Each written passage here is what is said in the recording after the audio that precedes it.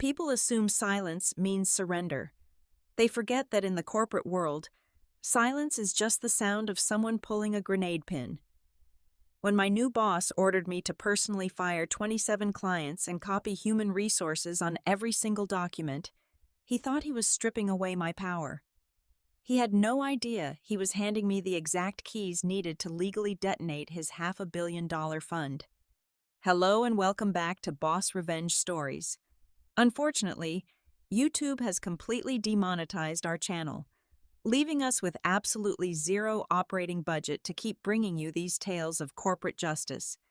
If you find yourself enjoying today's story, please consider supporting us by joining our Patreon, where you can access even better, true, exclusive stories featuring multiple emotional voice actors that we simply cannot make public on YouTube.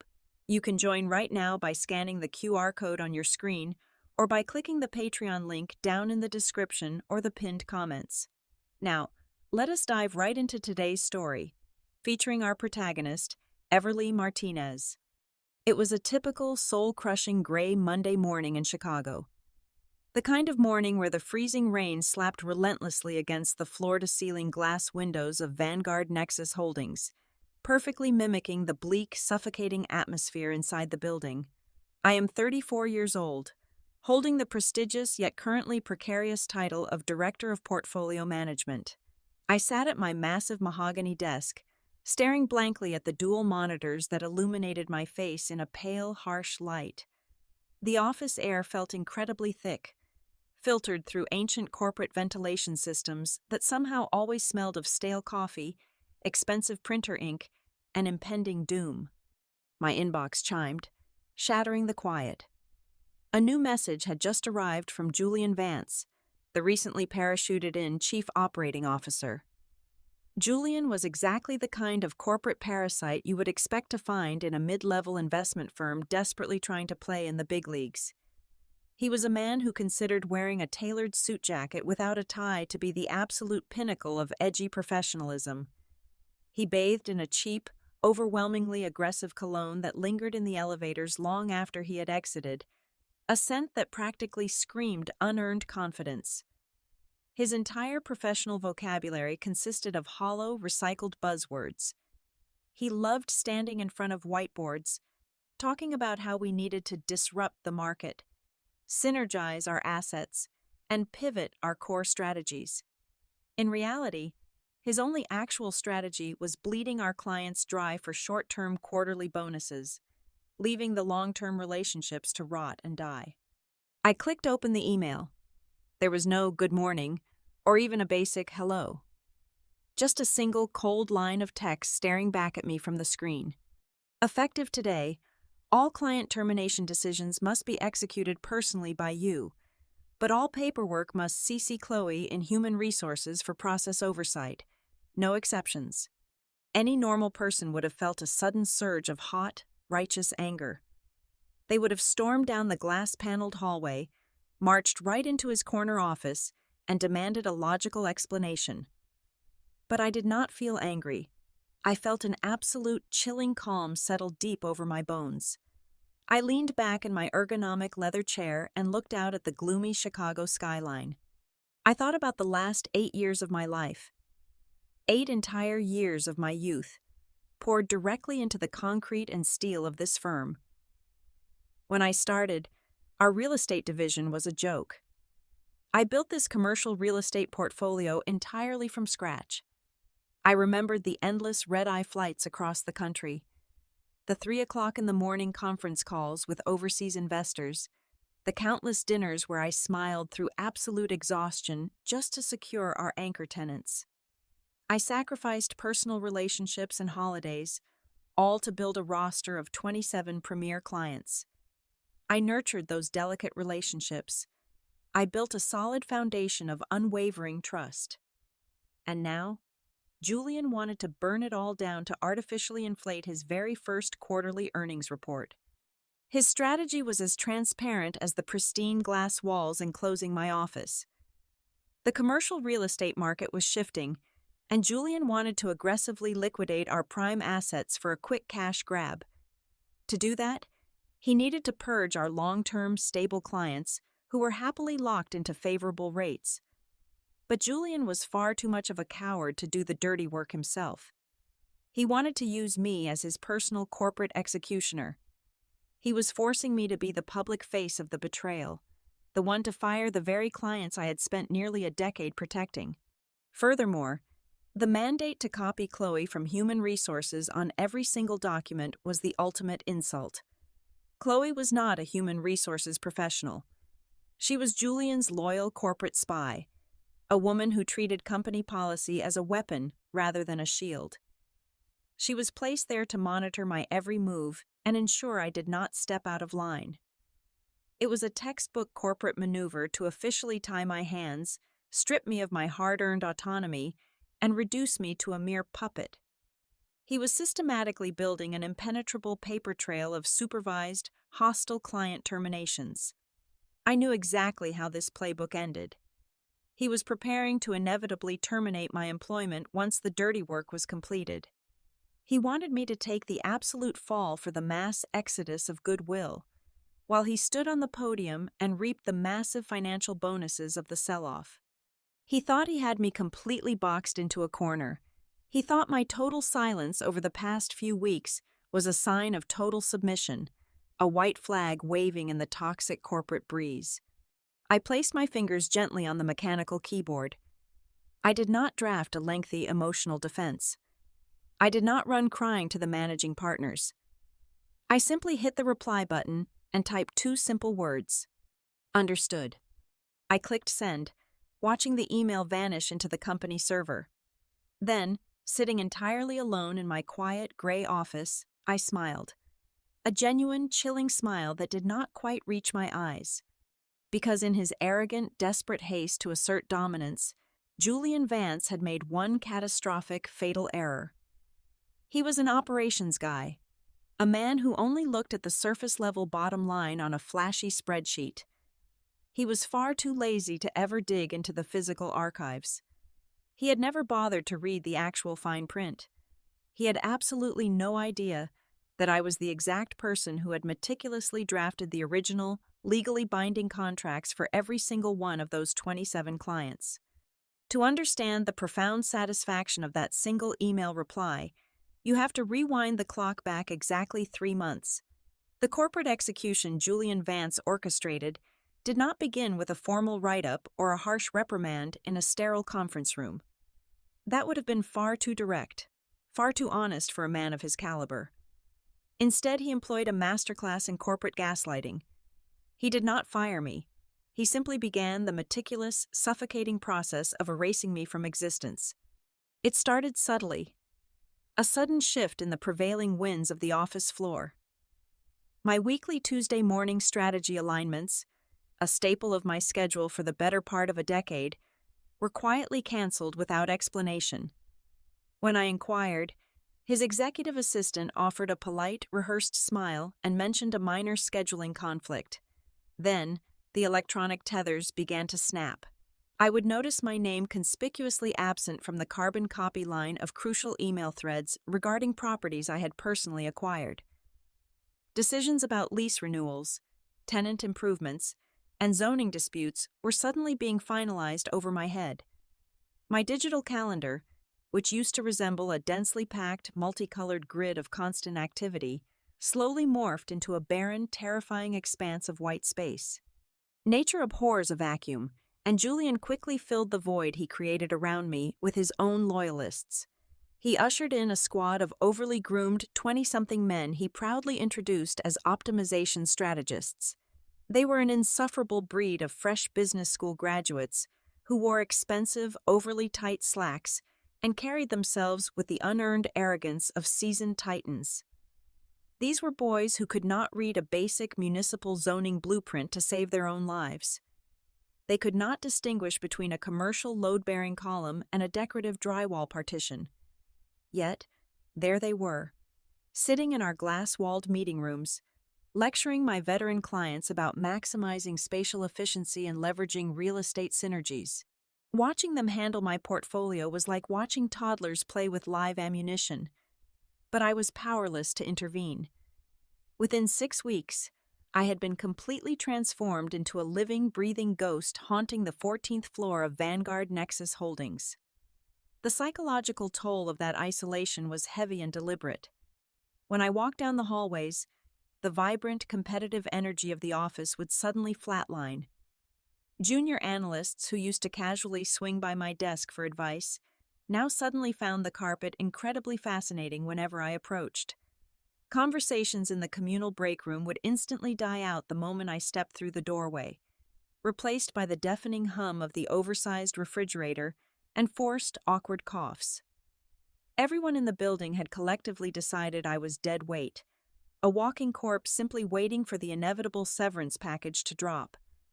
They avoided making eye contact with me, terrified that whatever career-ending disease I had contracted from management might somehow be contagious. The final, most agonizing twist of the knife came from the outside. My loyal clients, the people I had spent years fiercely protecting, began to notice the hostile shift. The chief executive officer of a massive biomedical research facility, a man I had negotiated a highly complex, custom laboratory lease for, tried to reach my direct line to question an utterly ridiculous, predatory 60% rent hike Julian was attempting to force down his throat. The call never reached my desk. It was intercepted by the system and routed directly to human resources. Later that afternoon, a junior associate mistakenly forwarded me the transcript of that interaction. Chloe from Human Resources had calmly and sweetly lied through her teeth to my client. She assured him, using her best customer service voice, that I was currently taking a temporary step back from day-to-day portfolio management to focus my incredible talents on a highly sensitive, confidential internal project. It was a beautiful, devastating, legally approved corporate lie. They were actively dismantling my professional reputation, painting me as an absentee manager while they raided the pockets of the people who trusted me. This is the point in the story where a rational employee breaks. This is where you march into the executive suite, pound your fists on the table, and demand an investigation into workplace bullying and constructive dismissal. You file a massive, emotionally charged grievance with the exact human resources department that is actively digging your grave. But I did not complain. I did not shed a single tear in the executive washroom. I did not confront Julian about his incompetent strategists, nor did I challenge Chloe about her blatant lies to my clients. I simply sat at my desk, a perfectly obedient, silent phantom. Every single time an unauthorized rent hike was proposed, I hit a keyboard shortcut. Every time Julian sent a thinly veiled, passive-aggressive instruction directing my accounts to his junior team, I took a pristine, high-resolution screenshot. I meticulously documented every single Slack message, every canceled meeting invite, and every misleading communication sent by human resources to my bewildered clients. I converted them all into securely locked digital documents. Deep within the hidden lining of my designer leather tote bag sat a sleek, military-grade, encrypted solid-state drive. Every evening, precisely at 6 o'clock, before I packed up my belongings to head out into the freezing Chicago wind, I would seamlessly transfer the day's harvest of corporate malpractice onto that drive. I had affectionately renamed the device on my computer. I called it life insurance. As Julian and Chloe spent 3 agonizing months happily tightening the noose around my neck, they completely failed to realize I was quietly, patiently using their own rope to weave an inescapable net. It was roughly 8 o'clock on a Friday evening. The 14th floor of Vanguard Nexus Holdings was largely abandoned, swallowed by the creeping, quiet shadows of the approaching weekend. But from the far end of the executive corridor, the muffled, obnoxious sounds of a makeshift frat party echoed through the frosted glass walls. Julian Vance and his newly minted optimization strategists were popping bottles of cheap, overly sweet champagne. I could hear their loud, braying laughter cutting sharply through the sterile office quiet. They were aggressively celebrating a victory they falsely believed was already safely secured in the bank. They had spent the entire week running highly optimistic financial models, calculating the massive penalty fees they anticipated harvesting once my premium clients were inevitably forced to break their leases due to the hostile, impossible rent hikes. They were literally clinking glasses and spending their projected year-end bonuses. I sat completely alone in my office, perfectly still. The only light source was the cold, bluish glow of my dual monitors reflecting off the glass walls. While they drank and congratulated themselves, I went hunting. I opened my secure virtual private network and deliberately bypassed the flashy, utterly useless new cloud-based dashboard Julian had recently installed to monitor our daily metrics. I tunneled deep into the legacy corporate servers, navigating through layers of outdated directories back to the digital archives of the year 2019. This was the golden era before Vanguard Nexus became obsessed with hollow buzzwords and disruptive synergy.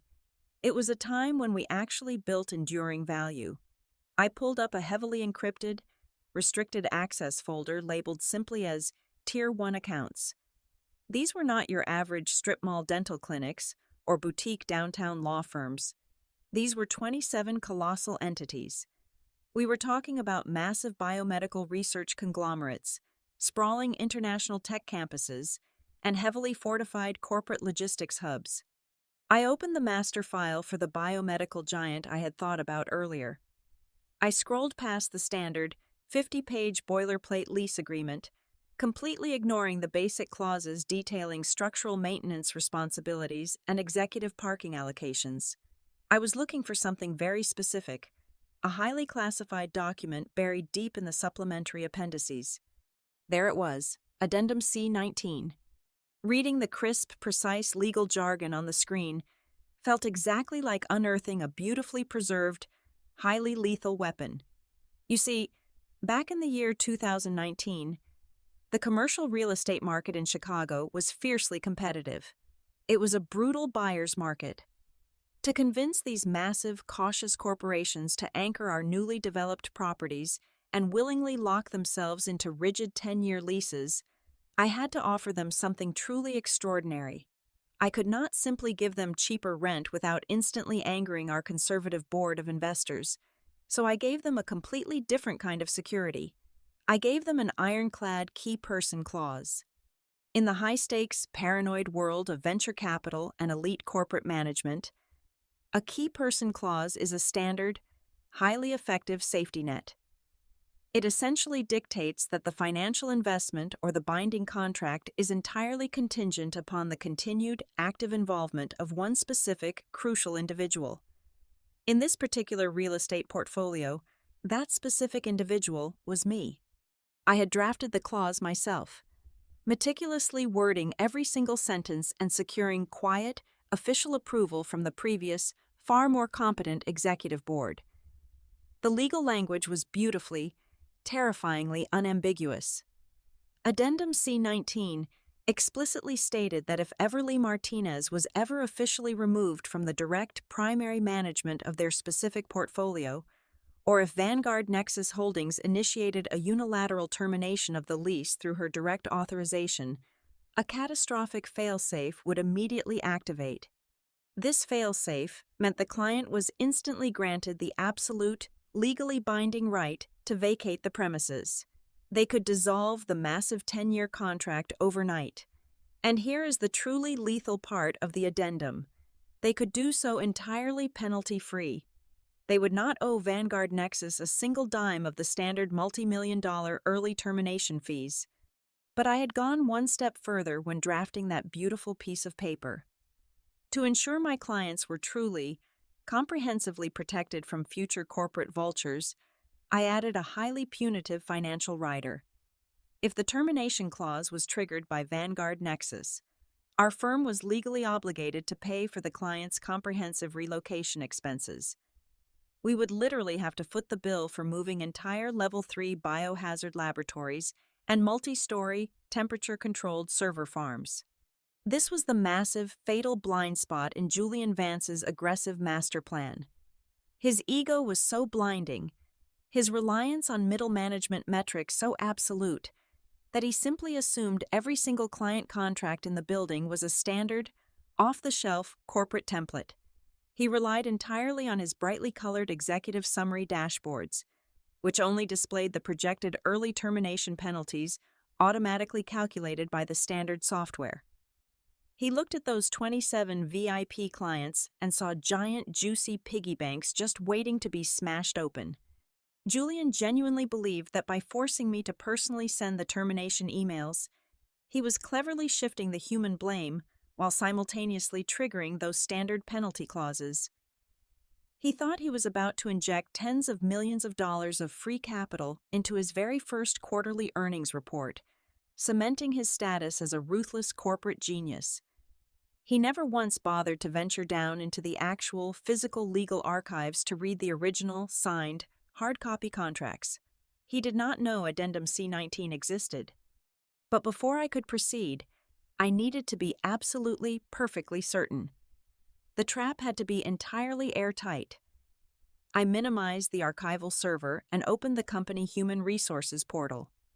I navigated through the directory to my own employee profile and clicked on my official corporate designation. I held my breath for a fraction of a second, my eyes scanning the screen. There it was, Director of Portfolio Management, active status, direct supervisor of Tier 1 accounts.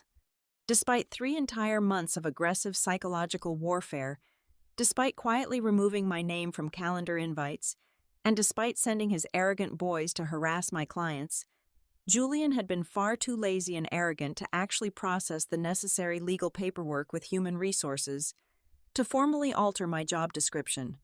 Officially, legally, and bindingly, I was still the key person.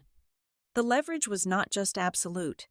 Julian had essentially handed me the lock, secured the chains around his own career, and signed a formal written directive ordering me to throw away the key. I systematically downloaded all 27 Addendum C-19 files, placing them in a perfectly aligned row on my computer desktop. I listened to the muffled, drunken cheers of the optimization strategists down the hall one last time.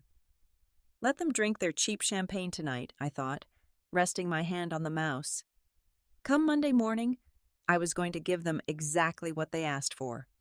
Monday morning arrived with the harsh fluorescent glare typical of corporate slaughterhouses. Promptly at 8:30 in the morning, I cracked my knuckles, opened my email client, and began composing the most expensive symphony of malicious compliance in the history of commercial real estate. My first target was the chief executive officer of the biomedical research facility I mentioned earlier. I typed out the subject line with deliberate, terrifying politeness. Official notice of lease termination and relocation protocol. The body of the email was a masterpiece of corporate obedience. I kept it exceptionally brief, citing Julian Vance's direct operational mandate to liquidate our current holdings. Then, I attached the digital files. First, the standard termination notice. Second, and most importantly, a freshly highlighted, high-resolution copy of Addendum C-19. I explicitly spelled out the terms in plain, undeniable English. I informed the chief executive officer that, effective immediately, their organization was released from their 10-year lease with absolutely zero penalty fees. Furthermore, I instructed them to begin submitting all contractor invoices for their facility relocation directly to our accounting department, as Vanguard Nexus Holdings was legally obligated to absorb 100% of their moving costs. I signed off using my full official title, and obeying my new boss to the absolute letter, I placed Chloe from Human Resources squarely in the carbon copy line. I hit send. 2 floors below me, Chloe received the notification. I could picture it perfectly. She was likely 3 sips into her morning herbal tea, casually browsing online shoe sales on her secondary monitor. She opened the email. She saw my name. She saw the massive, dense legal attachments. Faced with the daunting prospect of actually reading complex contractual language, Chloe did exactly what lazy corporate bureaucrats do best. She saw that I had followed the prescribed procedure of copying her, assumed it was standard paperwork for a routine eviction, and confidently clicked the green check mark in her workflow software. She marked a multi-million-dollar transaction as task completed. That single act of administrative negligence was all the clearance I needed. Over the next 3 days, my office transformed into a highly efficient assembly line of financial destruction. By Tuesday morning, I had systematically fired a massive international technology campus, legally absolving them of a lease worth over $40 million. I attached Addendum C-19, copied Human Resources, and hit send. Chloe marked it done. By Wednesday afternoon, I had terminated the contracts for 3 sprawling logistics hubs, 2 regional medical centers, and a premier downtown architectural firm. With every single click of my mouse, I severed another major artery of the company's long-term cash flow. I was flawlessly executing the exact orders I was given, completely immune to any accusation of insubordination. Within a span of just 72 hours, I sent out exactly 27 termination emails to our 27 largest, most profitable clients. The responses began rolling in almost immediately. In my 8 years of managing commercial real estate, I had never seen clients so absolutely ecstatic to receive an eviction notice. They were trapped in high-paying, rigid leases, and I had just handed them a golden ticket to walk away completely free of charge, with a fully funded moving budget attached. The president of the technology campus replied within 20 minutes. "We happily accept these terms and will begin packing our servers by Friday. Thank you for your unparalleled service." Every time one of these jubilant replies landed in my inbox, I diligently hit the forward button. I sent every single acceptance letter, every single query about billing the relocation expenses, directly to Chloe. I wanted the paper trail to be so thick it could choke a horse. But the Human Resources Department remained completely silent. Chloe was evidently so swamped with the effort of ignoring my emails that she must have set up an automated inbox rule to route anything with my name attached straight into her deleted items folder. By Thursday morning, the job was entirely finished. The 27 time bombs were officially armed, ticking away quietly in the company's outgoing accounts payable ledger. I walked down to the lobby and purchased a large iced coffee from Starbucks. I returned to my quiet, glass-walled office, sat back in my chair, and took a long, satisfying sip. I opened up my web browser and navigated to LinkedIn. There, at the very top of my feed, was a brand new post from Julian Vance.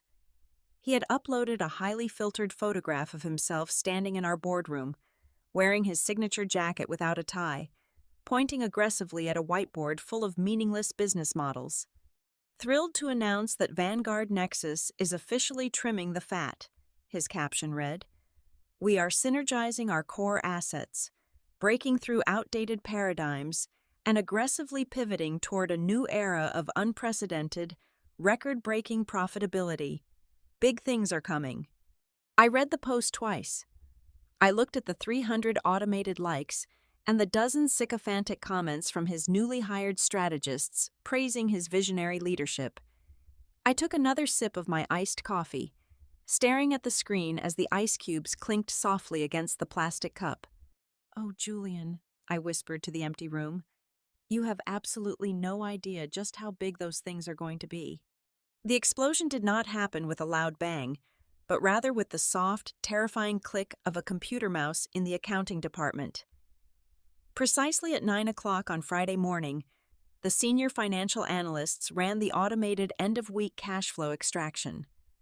They were expecting to see a massive influx of capital, the multi-million-dollar penalty fees Julian had so proudly promised the executive board. Instead, the proprietary software returned a glaring crimson-red spreadsheet of absolute financial devastation. There were 0 incoming termination fees, not a single dime. Even worse, the outgoing liabilities column had bloated into a grotesque, astronomical figure. Vanguard Nexus Holdings suddenly owed 27 different massive corporate entities millions of dollars in mandatory relocation compensation. In the blink of an eye, the total value of our commercial real estate portfolio had evaporated by exactly 35%. Over a third of the division's net worth was simply wiped off the map, legally hemorrhaged out of our accounts. The panic spread through the 14th floor like a highly contagious virus. From the absolute silence of my pristine, glass-walled office, I sat perfectly still, drinking my morning tea, and watched the chaos unfold. Julian Vance was the first to realize his career was actively burning to the ground. He burst out of the executive finance suite looking like a man who had just seen a ghost. His meticulously styled hair was disheveled, and his face had drained of all its arrogant color, replaced by a sickly, panicked pale. He sprinted down the hallway, completely abandoning his usual slow, confident swagger, and violently shoved open the double doors to the Human Resources Department. Even through the thick, soundproofed glass of my office, I could hear the sheer desperation in his voice. He stormed right up to Chloe's cubicle, screaming at the top of his lungs, demanding to know why 27 premium contracts had been dissolved entirely for free. Chloe, trembling violently, stammered out a defensive, high-pitched denial. She frantically clicked through her digital workflow system, pulling up the massive folder of my termination notices. She pointed a shaking finger at her monitor, screaming right back at him that I had carbon copied her on every single email, explicitly outlining the zero penalty terms and the relocation liabilities. She confessed, through humiliated, terrified tears, that she had simply clicked the approval boxes all week without ever reading the legally binding attachments. Julian was hyperventilating now. He grabbed the nearest desk phone and ordered the chief legal officer to get up to the 14th floor immediately. When the silver-haired, fiercely intelligent head of the legal department arrived, the atmosphere in the room turned entirely toxic. They huddled around a computer screen, frantically pulling up Addendum C-19. The lawyer read the key person clause once, then read it again, his expression growing colder and more horrified by the second. Julian demanded to know how this was possible. He insisted my authorization was invalid because he was technically the one in charge of the division. The lawyer slowly turned to him, adjusting his glasses, and asked for the official, time-stamped human resources documentation proving Julian had legally stripped me of my portfolio management authority. Julian froze. The realization hit him like a physical blow to the stomach. He had never filed the paperwork. He had relied entirely on intimidation, playground bullying, and verbal isolation, completely ignoring the strict foundational laws of corporate compliance. In the eyes of the law, my signature on those 27 termination notices was absolutely, undeniably binding. Cornered, humiliated, and desperate, Julian slammed his fists onto the desk. "Then we sue her," he roared, spit flying from his lips. "We drag her to court for corporate sabotage. We lock her up for fraud." The chief legal officer did not flinch. He looked at Julian with a mixture of profound pity and utter disgust. He delivered the final crushing blow with the cold, precise tone of a seasoned mortician. "Sue her for what? She did exactly what you told her to do. She followed your exact written instructions to fire those clients, and she carbon-copied human resources to oversee the entire process, exactly as you demanded. You ordered the executions, Julian. She was entirely compliant. She is legally untouchable." As Julian collapsed into a nearby chair, burying his face in his trembling hands, the final, most devastating mechanism of my trap engaged. Vanguard Nexus Holdings was not an independent entity. We were heavily backed by an external anchor investor, a massive, unforgiving institutional fund that demanded absolute perfection, and they had integrated their own automated risk management algorithms directly into our accounting software.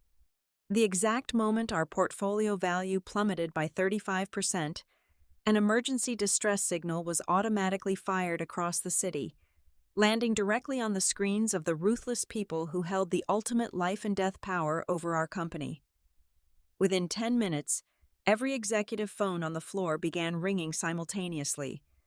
An emergency, mandatory meeting of the board of directors had just been convened, and they were demanding blood.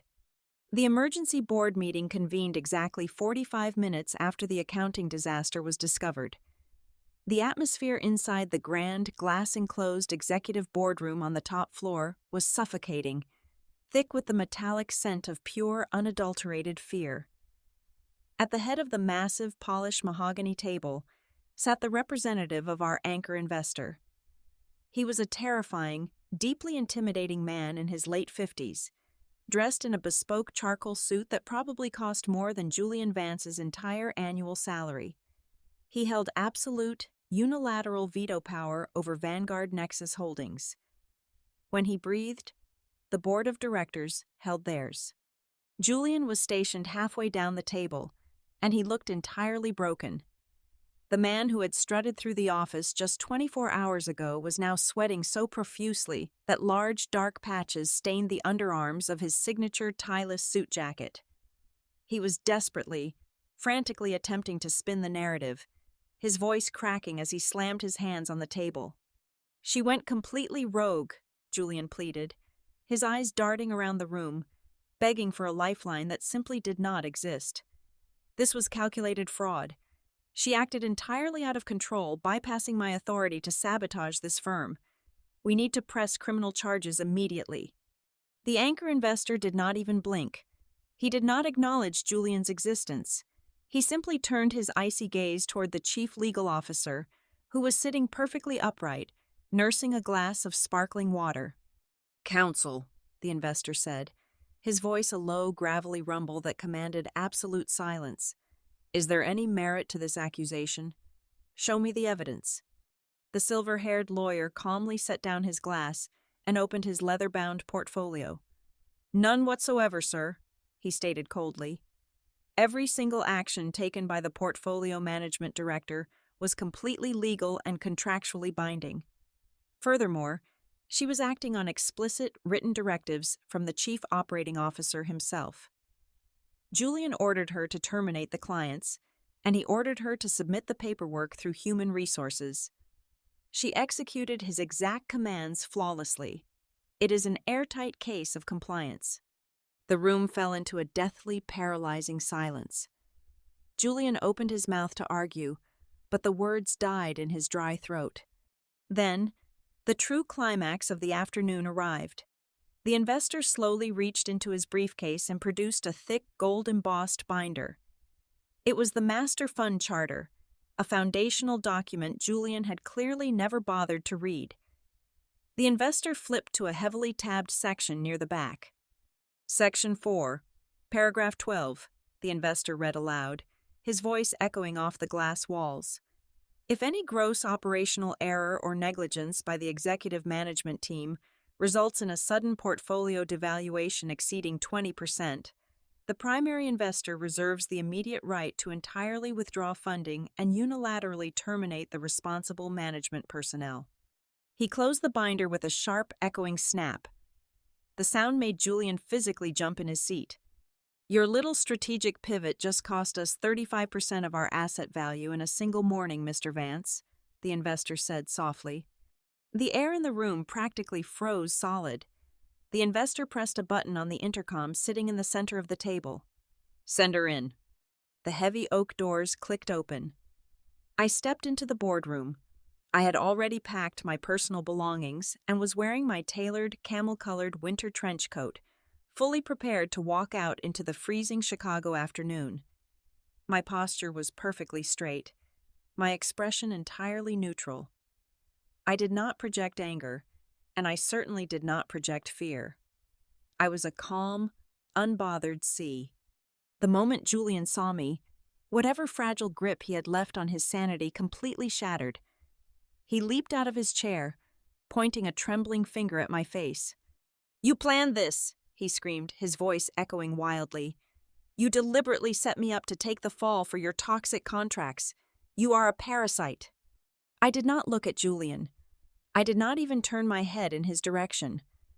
I kept my eyes locked entirely on the terrifying man sitting at the head of the table. "I was ordered to liquidate the portfolio and report directly to human resources," I said, my voice perfectly steady, slicing through Julian's hysteria like a freshly sharpened scalpel. I am simply a diligent employee who meticulously followed the established procedure. The investor stared at me for a long, heavy moment.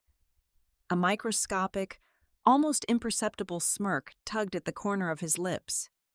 He understood exactly what I had done. He respected the ruthless brilliance of the execution.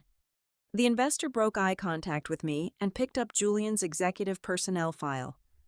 Without a single word of warning, he tossed the folder casually across the polished wood. It slid and stopped directly in front of Julian. "You are fired, effective immediately," the investor declared, his tone devoid of any human empathy. "Because this constitutes a catastrophic breach of fiduciary duty, your employment contract is void. There will be no severance package. There will be no golden parachute. Security will escort you out of the building right now. And take your incompetent human resources spy Chloe and those useless optimization boys with you. Clean out your desks in 15 minutes." Julian collapsed back into his chair, gasping for air as if the oxygen had just been sucked out of the room. He was utterly, comprehensively destroyed. The investor dismissed him entirely, his attitude shifting 180 degrees as he turned his attention back to me. The coldness vanished, replaced by the calculating warmth of a man negotiating a high-stakes truce.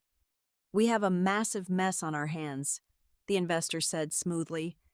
27 highly lucrative clients are currently packing their bags, and we are on the hook for millions in relocation fees. You built those relationships. You drafted those addendums. You are the only person on this entire continent who can negotiate with them and bring them back into the fold. He gestured toward the empty space at the table. "The chief operating officer position is currently vacant. I want you to take it, fix this disaster, and you can name your price." I stood perfectly still for a moment, savoring the absolute, intoxicating victory. Then, I slowly unbuttoned my trench coat, slipped it off my shoulders, and draped it over the back of the nearest chair. I walked calmly down the length of the table, past a hyperventilating Julian, and pulled out his vacant, high-backed leather executive chair. I sat down, folding my hands neatly on the mahogany surface. I looked at the board of directors, then at the investor, and offered a polite, triumphant smile. "First order of business," I said clearly, "change the lock code on this office door."